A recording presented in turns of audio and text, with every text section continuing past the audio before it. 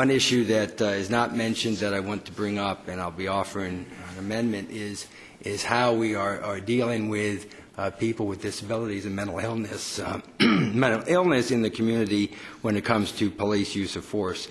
Many on the board are familiar with the case of Nellie Latson in Stafford County. Mr. Latson is an autistic man who was facing a 10-year jail sentence for what started out as a day that he was sitting on the steps of the library waiting for the library to open. And he was approached by a police officer because he looked like someone who was a suspect. And it was just a tragedy all around. Nobody had bad intent in this incident, but the police officer asked him his name, and Mr. Latson, who's autistic, did not respond. The police officer then put his hands on him to get a response. That ended up in a physical struggle that left the police officer permanently disabled. And Mr. Latson being arrested, thrown in jail, not getting the medication and treatment that he needed. He deteriorated. And there is no facility in Virginia that can handle an inmate with the autism of the needs that Mr. Latson had. And the closest facility was in Florida.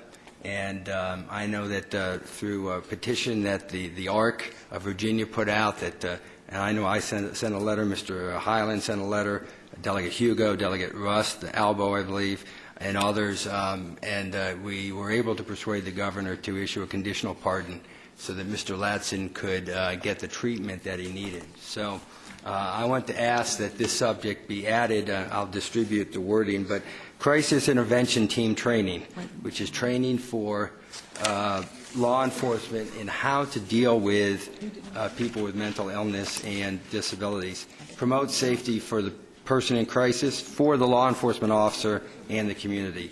The purpose of CIT is to educate law enforcement officers to properly assess a person with a serious mental illness, emotional distress, or an intellectual developmental disability, and to provide them with critical information regarding crisis intervention. People facing such crises often react badly to police direction and force, while reacting more positively to tension reduction techniques. CIT training has existed for over 25 years and has successfully been established in many areas of the country. In fact, nationally, scholarly journals are reporting CIT-trained officers are significantly more likely to report verbal engagement or negotiation as the highest level of force used, and they are more likely to refer people in crisis to mental health services rather than arrest them. Therefore, Madam Chairman, I would move that the review of the level of crisis intervention training within the police department and how the quality and curriculum of that training compares with national models be added to the ad hoc commission's scope of work. Thank you, Mr.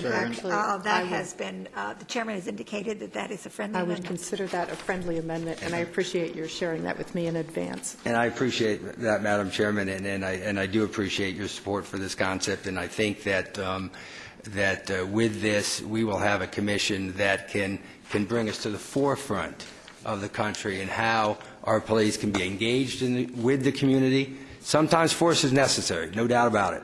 Sometimes it's not. And let's find the answers, and this is a good start. So thank you, Madam Chairman. Thank you.